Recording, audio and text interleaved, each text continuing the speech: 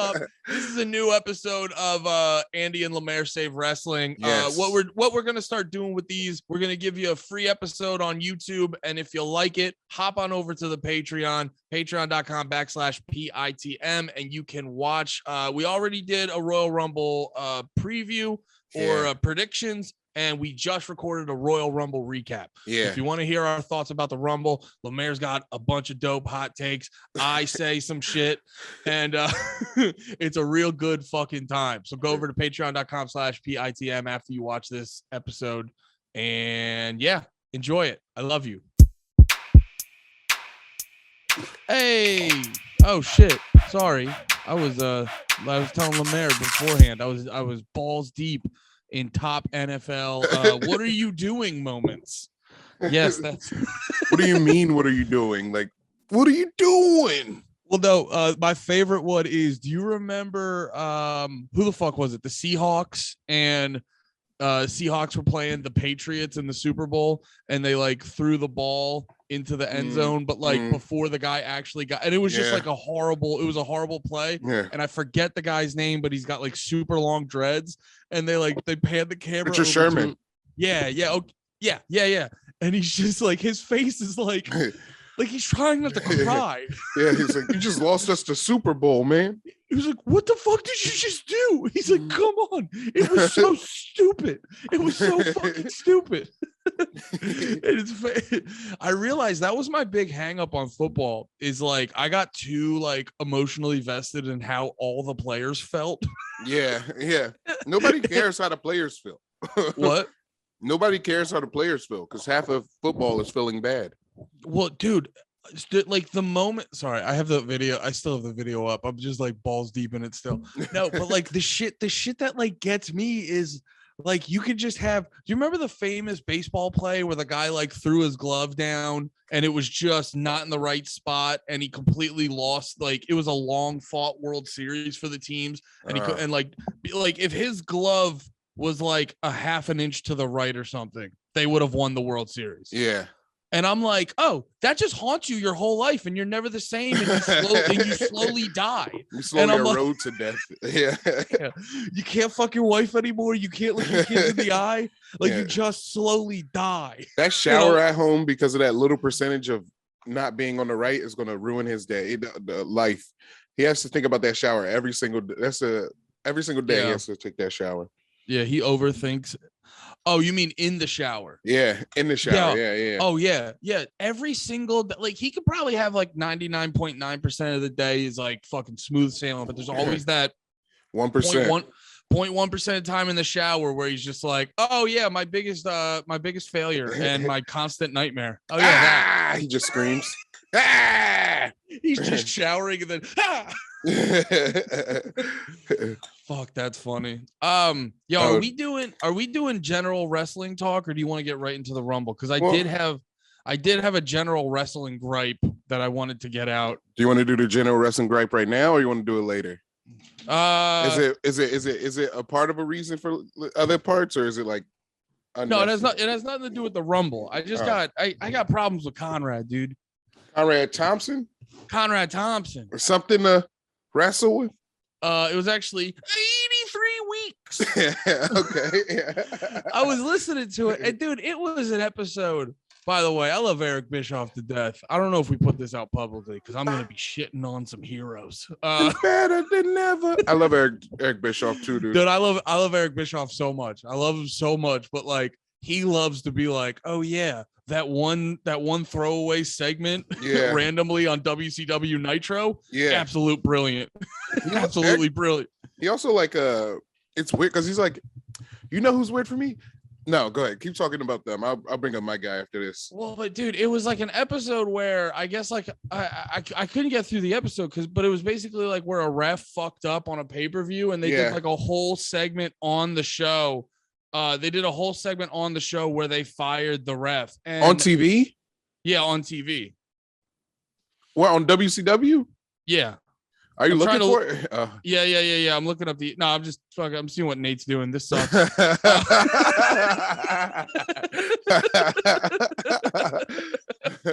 No, so funny. would be so No, it was firing Randy Anderson. Okay. And here, let me see how far. Yeah, dude, I got probably 45 minutes into the episode, and like no bullshit, 45 minutes in, I would easily 20 minutes of ads.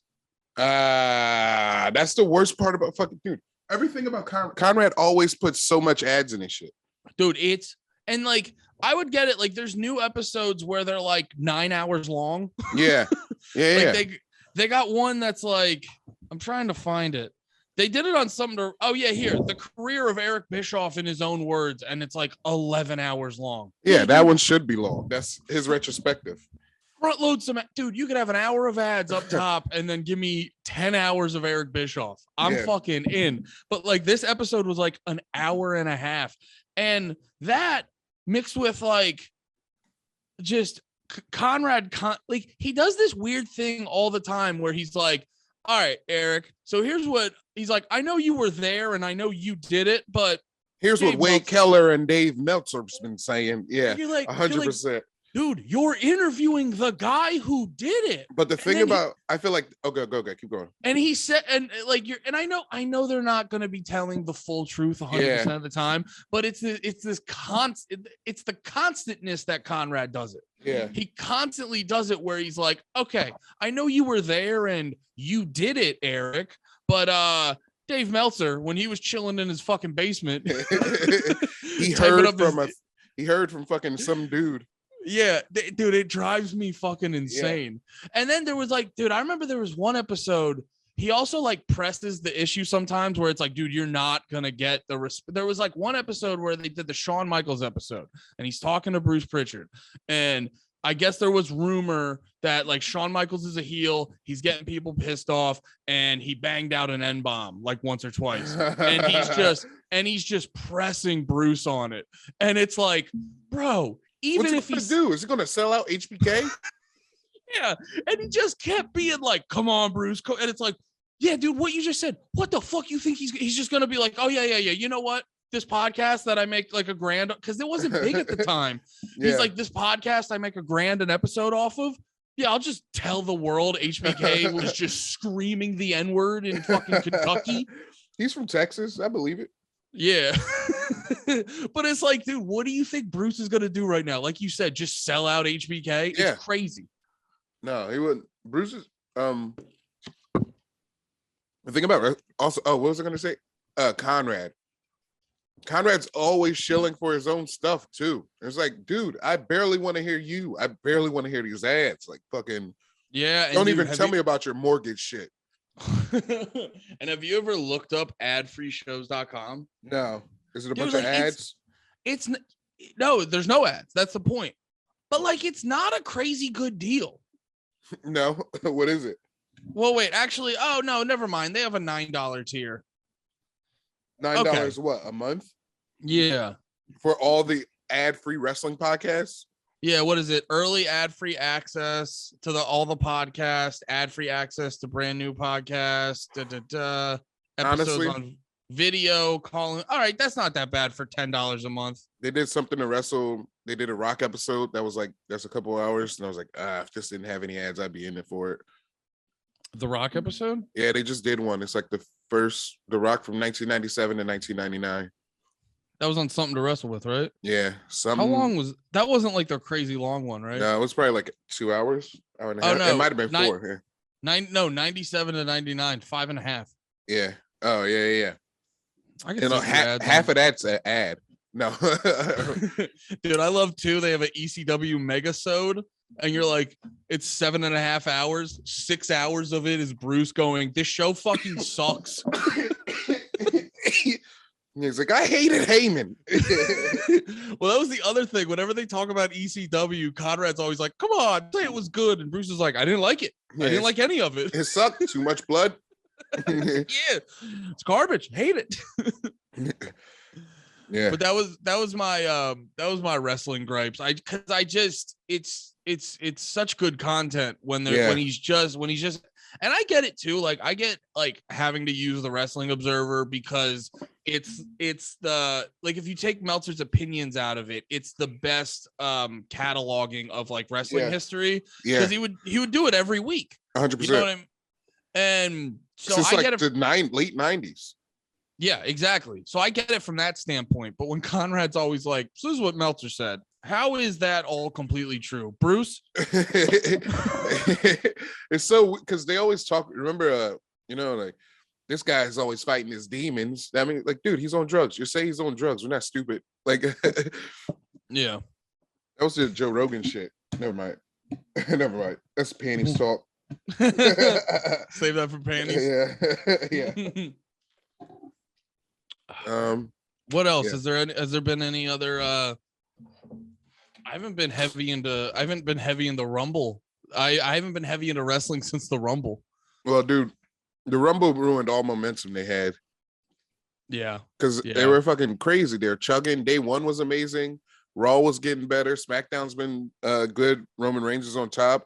But then they went to WWE. They started turning into a show platform. They just started doing shows now. You know what I mean? Like they're bringing in Ronda Rousey came back. She won the Rumble. Brock came back. He won the Rumble. They're only doing that for tickets. They're not doing that for wrestling. You know? Oh, like for the actual content of the show, for the actual storytelling and stuff. Yeah, there's nothing for the storytelling really, except everything. Both shows now, Raw and SmackDown, are just leading to a Brock Lesnar, Roman Reigns title versus title at Mania.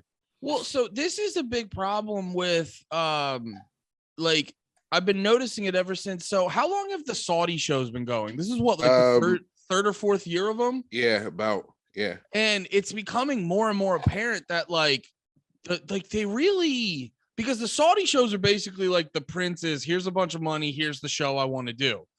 And like pull up Goldberg, pull up Undertaker, give me Braun Strowman. Yeah. And then it's like literally, all right. So because they do like two shows. So it's like one night, but then you gotta do build up to that. So they're pretty much like fucking like 3 to 4 months of the year is just gonna be bland as hell.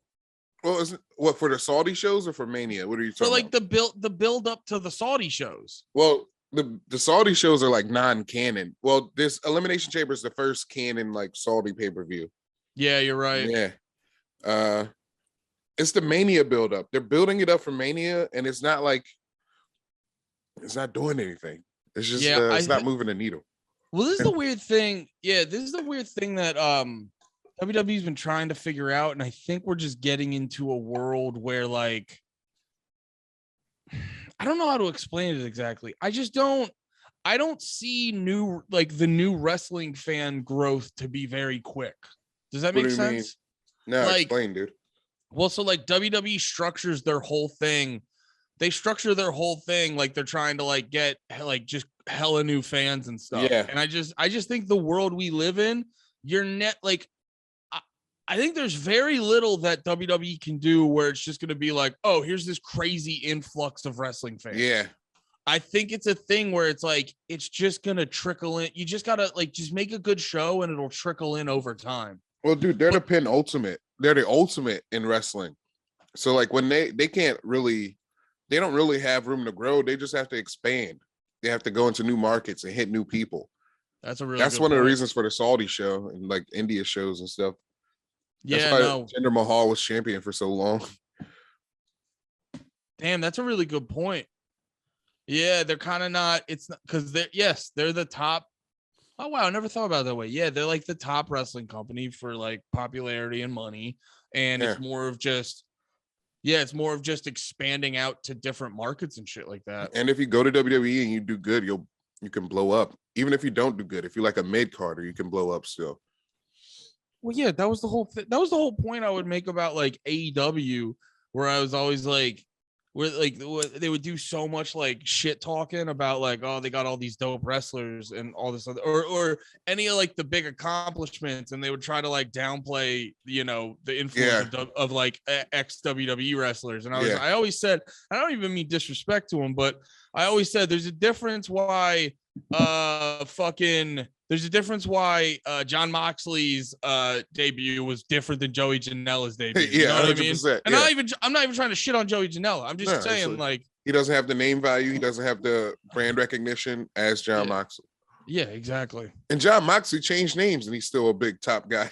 Well, he went back to his indie name.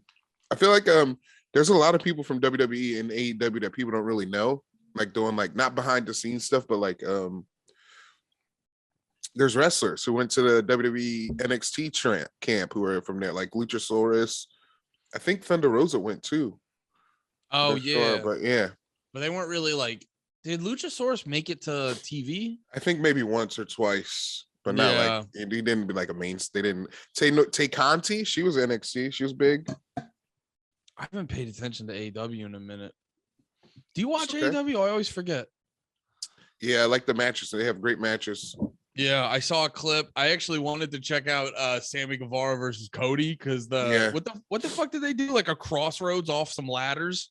Yeah, no, Sammy cuttered him off the ladder.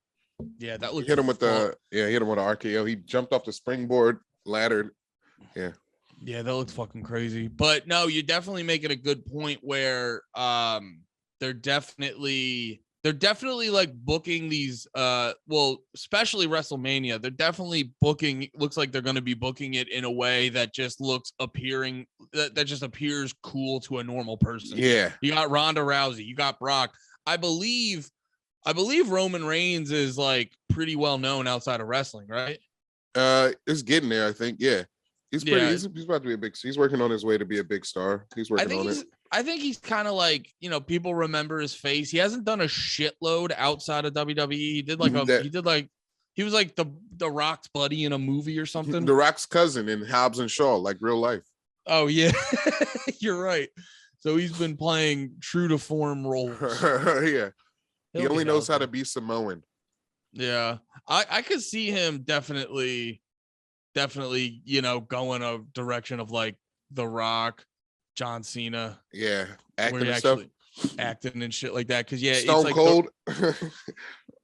Just four-wheeling. Dude, Stone Cold was acting and stuff like all the time at first. Oh, he was acting. Well, he's now like the king of the not lame reality show game. Like reality shows that actually seem worth watching, that are actually like, badass. I watched the show. It's not too fucking with the bad. Broken Skull. Yeah, Broken Skull's okay. And then you watch like the challenges they have everyone do are fucking nuts. Broken Skull's a good time. I give props to Stone Cold. Cold's like, this is the reality show where reality game show you can drink beer to. Yeah. I want to try his beer. It's probably Steve good. Weiser. I want to get the Broken Skull IPA. It's probably not too bad. It's probably good, dude. Yeah. So you wanna take a break and then hop into the actual match by match of the Rumble? Yeah. Hell yeah, let's do it.